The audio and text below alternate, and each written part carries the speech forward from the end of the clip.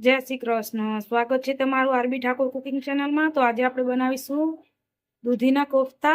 એક જાતનું શાક જ છે, એ બહુ જ મસ્ત બને છે। તમે જો દૂધી કોઈ નહીં ખાતું હોય તમારા ઘરમાં તો પણ બધાની ફેવરેટ થઈ જશે એવું આપણું આ દૂધીનું શાક બને છે। તો ચાલો આપણે બનાવવાનું શરૂ કરીએ। સૌ પહેલા આપણે દૂધીને છોલી લેવાની છે। મેં અહીંયા દૂધીને સરસ છોલી લીધી છે।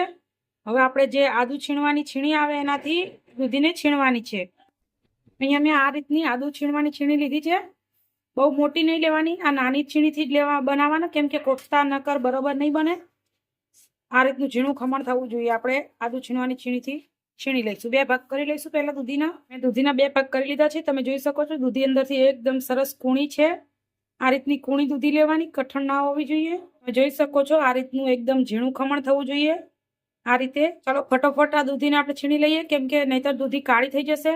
મેં અહીંયા બધી દૂધીને છીણી લીધી છે। હવે આપણે એનું પાણી નીકાળી દઈશું આ રીતે, કેમ કે પાણી વધારે હોય તો પછી આપણે કોફતા વાળવામાં થોડુંક ટફ રહેશે, એટલા માટે। એટલે આ રીતે પાણી બધું નિતારી દેવાનું। પછી આ પાણી આપણે ફેંકવાનું નથી, આ પાણી આપણે ગ્રેવીમાં યુઝ કરશું, પણ આપણે અત્યારે નિતારી દેવાનું, કેમ કે આમાં વધારે પાણી આપણે નથી રાખવાનું। નહીતર જો વધારે પાણી રહેશે તો આપણે લોટ વધારે નાખવો પડશે, અને લોટ વધારે નાખશું તો પછી કોફતા આપણા સોફ્ટ નહીં બને, બહુ જ કઠણ બનશે। એટલા માટે બધું જ પાણી આપણે સરસ નિતારી દેવાનું છે।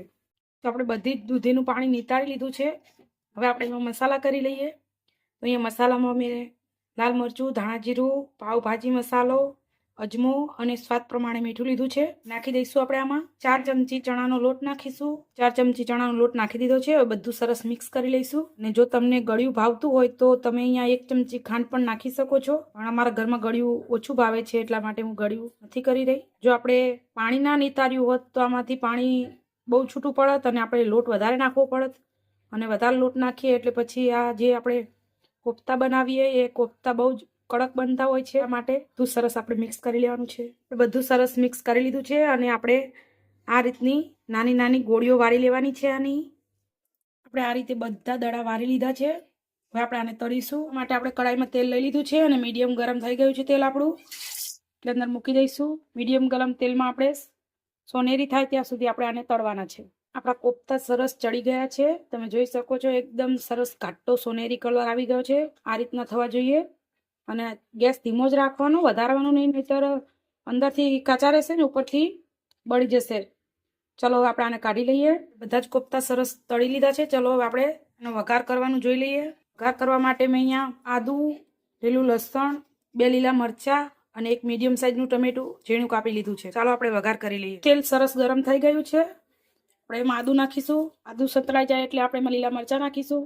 હવે આપણે એમાં ટામેટું જે કાપીને રાખ્યું છે એ નાખીશું। સરસ મિક્સ કરશે। હવે આપણે આમાં મસાલા કરવાના છે। મસાલામાં આપણે લાલ મરચું, ધાણા જીરું, હળદર, સ્વાદ પ્રમાણે મીઠું અને પાવભાજી મસાલો લીધો છે। પાવભાજી મસાલાનો સ્વાદ બહુ જ મસ્ત આવે છે આમાં, એટલા માટે મેં પાવભાજી મસાલો લીધો છે। જો તમારી પાસે પાવભાજી મસાલો ના હોય તો તમે ગરમ મસાલો પણ લઈ શકો છો। તો આમાં નાખી દઈશું, અને મીઠું ધ્યાનથી નાખવાનું, કેમ કે આપણે કોફતામાં પણ મીઠું નાખ્યું છે, એટલા માટે મીઠું ધ્યાનથી નાખવાનું, વધારે ના પડી જાય। બધું સરસ મિક્સ કરી લેવાનું છે। અને હવે આપણે ઝીણી સમારેલી ડુંગળી નાખીશું। આપણે ઝીણી સમારેલી ડુંગળી અને લીલું લસણ પણ નાખી દીધું છે। બધું મિક્સ કરી લેવાનું છે। આ શાક ઘરમાં તો તમે એક વખત બનાવશો એટલે જેને નહીં ભાવતું હોય એને પણ ભાવશે। આ દૂધીનું શાક એવું મસ્ત બને છે।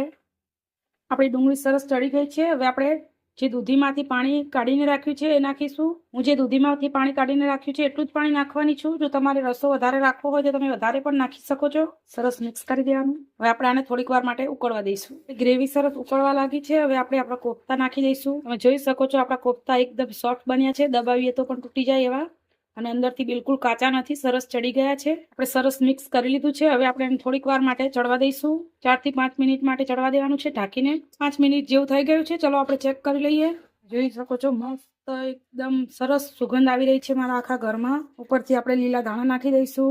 ગરમા ગરમ આપણે હવે એને સર્વ કરીશું। ગેસ બંધ કરી દઈશું। તૈયાર છે, એકદમ ખાવાની મજા જ પડી જાય એવા આપણા દૂધીના કોફતા।